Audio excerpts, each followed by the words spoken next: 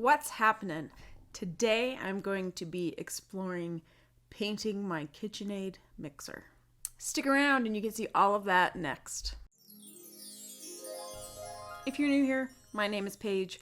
I'm the chief pixel pusher and paint brusher over at Gumption, and I love exciting, different, out-of-the-box projects. And today we're going to be painting my mom's KitchenAid mixer.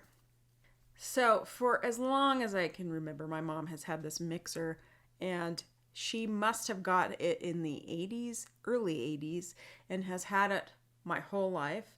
And I inherited it, and so it's got a little rust around it. It needs a repainting. It needs some new life, and I really want to add some vibrant color to our kitchen.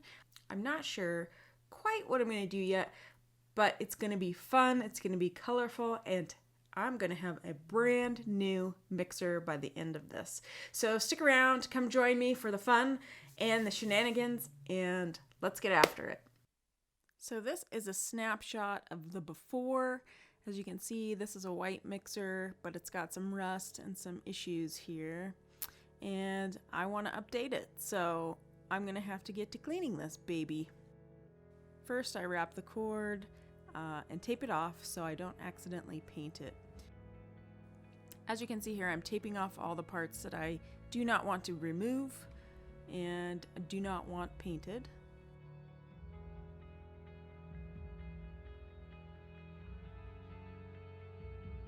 Most everything was really pretty simple to remove, with the exception of the base plate. It was a little sticky, but not too bad. Then I taped all the screws to it so I wouldn't lose them.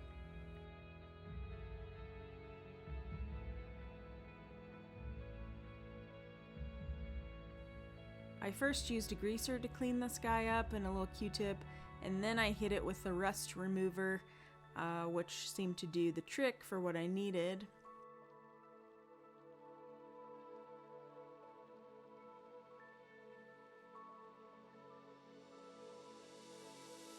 You can see here I'm just taping up those wires and components so they don't get sprayed as well.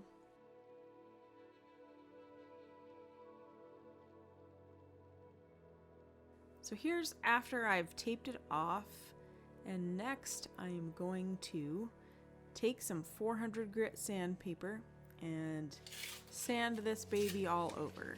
This way the paint will adhere better to the mixer.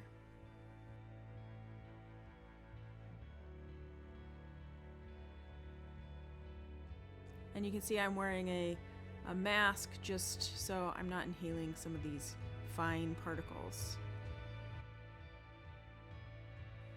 I am using an X-Acto knife so I can have a little more accuracy in my masking.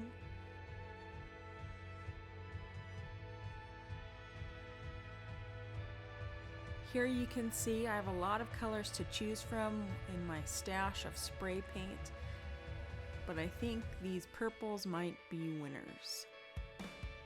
First I have to primer this bad boy, and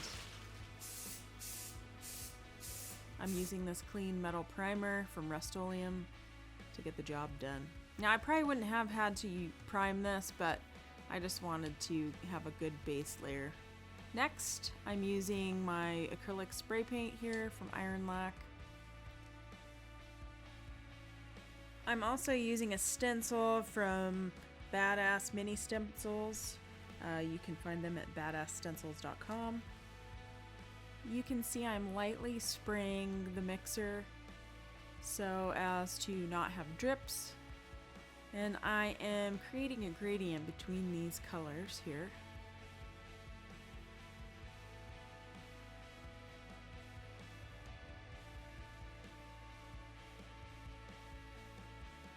And when it's dry and I think it's safe to go back, I start a second coat. Just trying to get good coverage here. Next, I'm taking 2000 grit sandpaper to sand out some of the nubs that spray paint leaves.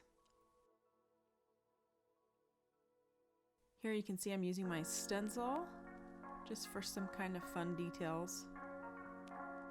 I found lots of different tutorials on painting your mixer at home, but there was one in particular that I really liked and used as my guide for this, and I'm going to link that down below. It's the BYOT channel, Bring Your Own Tools channel, so I have to give that guy props.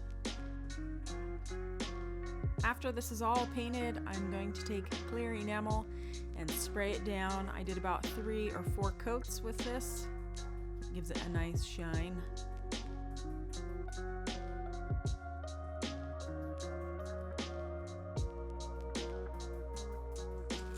The best part is removing the tape. You can really see if you missed any spots or if you hit it right on.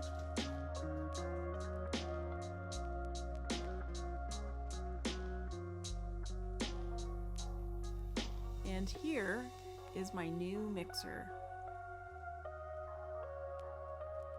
These vibrant colors might not be for everyone, but they kind of fit in perfectly with our theme that's in our upper living room and kitchen area.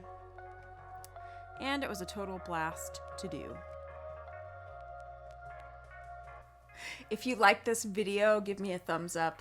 If you got some value out of this and would like to see more of my content, go ahead and hit that subscribe button.